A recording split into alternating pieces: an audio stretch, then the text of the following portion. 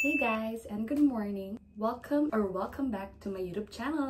Okay, I will start first with a backstory. Meron akong experiences sa Philippines before ako pumunta sa UAE or sa Dubai to work. Kwento ko din. So, sobrang dami kong in-applyan. Parang let's say 20 companies. 5 out of 20 companies yung sumagot. So, may mga iba't ibang offers sila sa akin. Pero syempre, mas pinili ko yung kung saan ako nag-work kasi syempre, mas gusto ko yung benefits niya. Maganda yung company as a first-timer. Syempre, yung pasahod. Tapos, yung 4 companies na tinawagan ako, like after my interview, sabihin ko na kung magkano yung range ng offer nila sa akin. From 2,500 until 3,000. Ako kasi inisip ko, nanghingi rin ako ng advice from those people who have like, you know, experience working in Dubai. Lalo na din ngayon, mahal ng pagkain, transport mo araw-araw, tapos rent pa. Every year din yung pagtaas ng rent. Kailangan nyo din talagang i-match yung mga needs sa magiging salary na i-offer sa inyo. Actually, depende yung salary mo dun sa type ng job na pagtatrabahuan or pinag-a-applyan mo.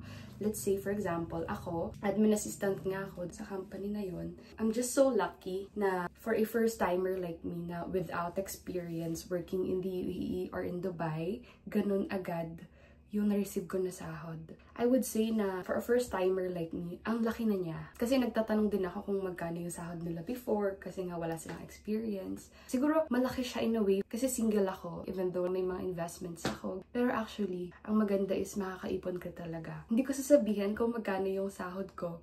Pero I would say na yung kinikita ko doon is parang feeling ko mga 1 to 2 years ko pa siya maiipon if nag-work pa rin ako sa Philippines. Tapos, ang maganda din doon kasi tax-free. So, makuha mo buo yung sahod mo. Pero ayun, going back nga dun sa mga napag-alaman ko na yung mga sahod nila nung nagsa-start pa lang sila is from 2,000 to 2,500 to 3,000 dirhams. Yun yung parang typical salary na nare-receive before. And then, kailangan nyo lang din makipag-negotiate ng maayos. Most especially, yung offer na i-accept nyo is dapat magmamatch siya dun sa number 1 factor na dapat nyo yung i-consider is yung rent. Number 2, yung food. Then number 3 is yung transport.